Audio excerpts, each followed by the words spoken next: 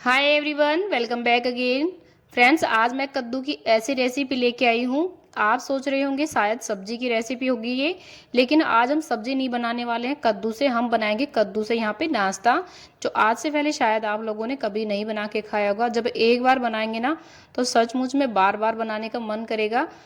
और मैंने यहाँ पे लगभग 250 ग्राम के करीब ये कद्दू लिया होगा। तो आप इसे कद्दू, पेठा, हमारे यहाँ पे कोला भी बोलते हैं, पेठा भी बोलते हैं। तो आम भाषा में आपके यहाँ क्या बोलते हैं मुझे कमेंट करके जरूर से बताइएगा। काफ़ी हेल्दी होता है और सब्जी भी इसकी काफ़ी टेस्टी लगती है। लेकिन नाश्ता शायद आज आप पहली बार देखने वाले हैं और इतना ज़बरदस्त नाश्ता बनाएगा कि आप सोच भी नहीं सकते। जिन लोगों को ये पसंद नहीं है ना, तो एक बार नाश्ता ज़रूर से बना के ट्राई करें। तो मोटा मोटा यहाँ पे मैंने काट लिया है इनको और छील के साफ धो लिया है। तो इसके बाद हम क्या करेंगे, यहाँ मैं ले रही हूँ एक कढ़ाई और इसके अंदर 1 गिलास पानी डाल के इस तरीके से हम इसके अंदर थोड़ा सा नमक डाल के ऊपर इसको ढक के हम इसे स्टीम करेंगे। आपके पास यदि छन्नी है तो जो जाली वाली छन्नी होती है उसके अंदर भी इन्हें स्टीम कर सकते हैं। तो चलिए, गैस के ऊपर मैंने रख दिया है और ऊपर से एक प्लेट या फिर कोई भी लीड लगा दीजिएगा ताकि ये भाप से ही अच्छे से पके। पानी में डाल के इन्हें बॉईल ना करें वरना फिर इनका टेस्ट अच्छा नहीं आएगा।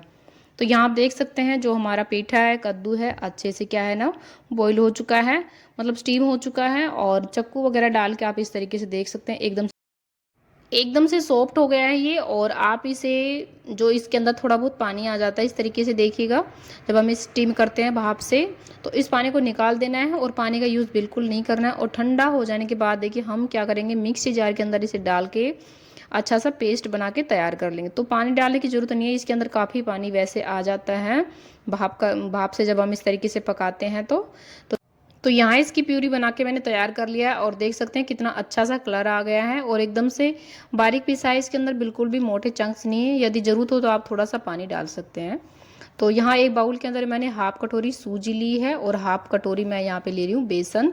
दोनों चीज़ें मैंने हाफ हाफ करके लिए, आप चाहे तो थोड़ा कम बत्ती कर सकते हैं। इसके बाद मैंने एक प्याज को बारीक चॉप कर लिया है और एक टमाटर को, एक हरी मिर्च को इस तरीके से बिल्कुल बारीक बारीक ही चॉप करना, यदि कोई वेजिटेबल आप यहाँ पे डाल रहे हैं तो। और कोई भी वेजिटेबल आप डाल सकते हैं इसके अंदर जो आपको पसंद हो, जैसे शिमला मिर्च भी डाल सकते हैं। तो इसके बाद हमने जो अपना बैटर बना के रखा था उसको डाल लेंगे इसके अंदर। और अभी यहाँ पे आपको पानी डालने की बिल्कुल भी ज़रूरत नहीं है। अभी जितना बैटर था, लगभग 1 कटोरी बैटर था, तो लगभग 1 कटोरी हमने यहाँ पे सूजी और बेसन को लिया है। तो चलिए अभी इसके अंदर हम थोड़े से बेसिक मसाले ऐड करेंगे, जैसे रेड चिली हाफ चम्मच यहाँ पे, और हाफ चम्मच मैं यहाँ पे डाल रही हूँ नमक। नमक आप टेस्ट के अकॉर्डिंग देख सकते हैं, कम ज़्यादा। तो इसके बाद डाल रही हूँ मैं यहाँ पे थोड़ा सा अमचूर पाउडर और थोड़ा सा यहाँ पे मैं डाल रही हूँ धनिया पाउडर। तो बस इन सब चीज़ों को हम डाल के क्या करेंगे, मिक्स कर लेंगे अच्छे से। अभी पानी बिल्कुल भी डालने की ज़रूरत नहीं है आपको। यहाँ पे देख सकते हैं बैटर एकदम से बन के रेडी हो जाएगा। अगर थोड़ी सी ज़रूरत पड़े तो 1-2 चम्मच आप यहाँ पे डाल सकते हैं, ज़्यादा इसे पतला करने की बिल्कुल भी ज़रूरत नहीं है। तो चलिए ये मिक्स हो गया है। अभी हम क्या करेंगे, क्योंकि सूजी हमने इसके अंदर डाल ली है तो सूजी जो है फूलती है, तो इसको हम रेस्ट पे ज़रूर से रखेंगे। तो 5-7 मिनट के लिए मैं इसे रेस्ट पे छोड़ रही हूँ, तब तक हम अपना दूसरा काम कर लेंगे। तो चलिए इसे मैं ढक देती हूँ और इसे रेस्ट पे मैं रख देती हूँ। और यहाँ नाश्ते को बनाने के लिए मैंने लिया है एक कुकर और इसके अंदर हम डाल रहे हैं नमक। तो जो नमक है ये मैंने काफ़ी टाइम पे यूज़ किया हुआ है तो काला हो रहा है। तो इस टाइम आप जो भी नमक यूज़ कर रहे हैं उसको आप खाने में फिर इसको यूज़ ना करें, इसको अलग से निकाल के रख लें। तो कुकर को मैंने प्रीट होने के लिए रख दिया है, तब तक हम अपने बैटर को देख लेते हैं। काफ़ी ड्राई लग रहा है यहाँ पे। और हाफ चम्मच ले रही हूँ मैं बेकिंग पाउडर, यानी कि खाने वाला सोडा, और 2 चम्मच पानी डाल के आप इसे मिक्स कर लीजिएगा। और फिर देखिए इतने फ्लोफी और मतलब इतना लाइट लगेगा आपको, ये एकदम से हल्का हो जाता है। तो बस इसे ज़्यादा नहीं फेंटना है, एक बार मिक्स कर लेना है इसको अच्छे से एक डायरेक्शन में। और जब ये मिक्स हो जाए तो ज़्यादा देर इसको रखना भी नहीं है। तो चलिए बस फटाफट से मिक्स हो चुका है और अब हम इसको निकाल लेते हैं एक बाउल के अंदर। जिस भी आप बाउल के अंदर इसे बनाने वाले हैं उसके अंदर थोड़ा सा घी या ऑयल पहले से ग्रीस कर ले और इस तरीके से अपने बैटर को डाल ले। तो बैटर भी आप देख सकते हैं ज़्यादा पतला नहीं रखना है आपको यहाँ पे। तो फिर वैसे इसे टैप कर लीजिए 1-2 बार इस तरीके से, ताकि कोई बबल्स वगैरह ना रहे इसके अंदर। और ये बिल्कुल रेडी है। तो चलिए, जो कुकर है हमारा पहले से प्री हीट हो चुका है। तो देखिए अब ये थोड़ा गर्म है तो केयरफुली इसे रखिएगा इसके अंदर। और अब यहाँ पे क्या करेंगे, जो कुकर की ढक्कन होता है तो उसका जो रबड़ और बिसिल निकाल दीजिएगा, वरना कुकर आपका फट सकता है। आपको सीटी नहीं लगवानी, इन दोनों को निकाल के इस तरीके से इसे स्टीम करना है एक तरीके से। तो और इसे मुझे लगभग 10 से 15 मिनट लगे हैं। तो बीच बीच में आप 1-2 बार चेक भी ज़रूर से कर लीजिएगा। तो चलिए अब मैं खोल के दिखाती हूँ आपको, ये बिल्कुल बन के रेडी हो चुका है। तो आप इस तरीके से जब टच करेंगे तो आपको गीला नहीं लगेगा, तो इसका मतलब आप ये बन के रेडी भी हो चुका है। और दूसरा, आप इस तरीके से टूथपिक डाल के चेक कर लीजिएगा, यदि आपकी टूथपिक क्लीन आ रही है तो इसका मतलब ये रेडी है।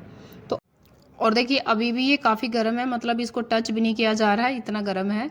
लेकिन मुझसे क्या है ना कि वेट नहीं हो रहा है, तो बस फटाफट से इसे डिमोल्ड कर लेते हैं। और ये काफ़ी गर्म है जो बाउल है, तो इसके बाद मैं क्या कर रही हूँ, नाइफ से इसको उठा के तो इसे मैं निकाल लेती हूँ। और लेकिन कट क्या है अभी थोड़ा सा मैं बाद में करूँगी, तो ये काफ़ी गर्म है मुझे लग रहा है। तो चलिए इसे मैं 1-2 मिनट के बाद ऐसे छोड़ने के बाद यहाँ पे मैं कट कर रही हूँ। अब ये बिल्कुल ठंडा हो चुका है अच्छे से, तो चाकू पे आप थोड़ा तेल ऑयल लगा के इस तरीके से कट कर लीजिएगा। और आप चाहे तो इसे ऐसे भी खा सकते हैं, इतना स्वादिष्ट बन के तैयार होता है ये।